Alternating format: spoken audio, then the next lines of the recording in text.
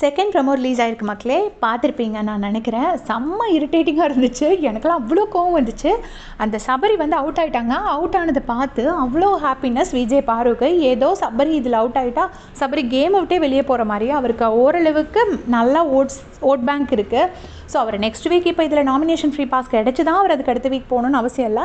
கண்டிப்பாக இப்போதைக்கு ஒரு 7-8 வீக்ஸ் வரைக்குமாவது கண்டிப்பாக சபரி வந்து ஹெல்மெட் ஆக மாட்டார்.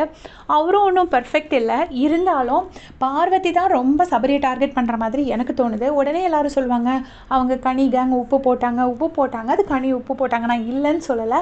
இருந்தாலும் பாரு வந்து ஒருத்தரையாக போய் ஒருட்டை இழுத்துக்கிட்டே இருக்கிறாங்க. ஒருத்தரையாக போய் இரிட்டேட் பண்ணுறாங்க, ஒரு பிரச்சனை பண்ணுறாங்க. நேற்று என்னடானா உருளைக்கிழங்கு பொரியல் வேணும்னாங்க, அதுக்கப்புறம் எனக்கு மிக்ஸ்ட் வெஜ் பொரியல் வேணும்னாங்க, அப்புறம் ஒன்றுனா எனக்கு செய்யலைன்னு சொல்லிட்டு ஒரு ப்ளேம் கேம் ஆடுறாங்க. அவங்க தான் விக்டிம் மாதிரி காமிச்சிக்கிறாங்க. ஸோ இன்றைக்கும் பார்த்திங்கன்னா இந்த கேம்லேயுமே அவங்க என்ன பண்ணுறாங்க அப்படின்னா, அந்த 3 பேர், கடைசி 3 பேர் யாரெல்லாம்னா சபரி, கமருதீன் அண்ட் துஷார், இவங்க 3 பேரும் வராங்க போல இருக்குது. அதில் லாஸ்ட்டுக்கு முந்தின ரவுண்டில் சபரி அவுட் ஆகிட்டாரு. ஸோ அதை பார்த்தோன்னே இவங்க செம்ம ஹாப்பி ஆகிட்டாங்க, பயங்கரமாக என்ஜாய் பண்ணுறாங்க. இவங்க தான் ஃபஸ்ட்டு சபரியை சொன்னாங்க என்னை பர்சனல் டார்கெட் பண்ணுறாங்க அப்படின்னு சொல்லிட்டு. ஸோ இந்த கேமில் யாரை வேணால் எலிமினேட் பண்ணலாம்.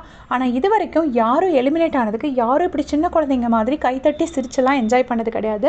அவ்வளோ இம்மெச்சூர்டாக யாருமே நடந்துக்க மாட்டாங்க. இவங்க தான் இப்படி நடந்தாங்க. அதாவது விஜய் பாரு தான் இப்போ அப்படி நடந்திருக்காங்க. அதே மாதிரி நான் பார்த்தேன். நீங்கள் எப்போவுமே லைவ் பார்த்தா தெரியும், சபரி ரெஜிஸ்டர் பண்ணிகிட்டே இருக்காரு, நல்லவர்னு ரெஜிஸ்டர் பண்ணிகிட்டே இருக்காரு. அப்புறம் ரம்யா மோசம், அப்போ அம்மா அப்பா இல்லைன்னு சிம்பத்தி கேம் ஆடுறா. ஸோ இப்படி ஒருத்தரை பற்றியா இவங்க வந்து ரெஜிஸ்டர் பண்ணிகிட்டே இருக்காங்க. இதுக்கு பேரும் ரெஜிஸ்ட்ரேஷன் தான். அப்படி பார்த்தா திவாகர் அது மாதிரி ரெஜிஸ்டர் பண்ணலை.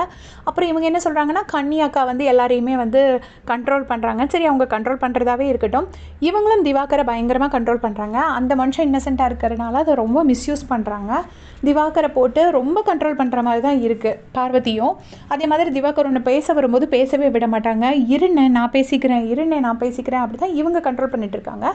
இன்றைக்கும் இவங்க இப்போ சபரி அவுட் ஆகிட்டானோடனே ஒரு மாதிரி ஓவர் என்ஜாய்மெண்ட் மாதிரி இருக்குது.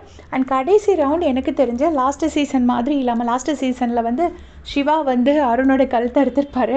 ஸோ அந்த மாதிரி இல்லாமல் இந்த சீசனில் வந்து அவங்களே ஓடி போய் அவங்க மாஸ்க் எடுத்து வைக்கிற மாதிரி வச்சுருக்காங்கன்னு நான் நினைக்கிறேன். ஸோ கமருதீன் வந்து வின் பண்ணியிருக்கார் போல இருக்குது.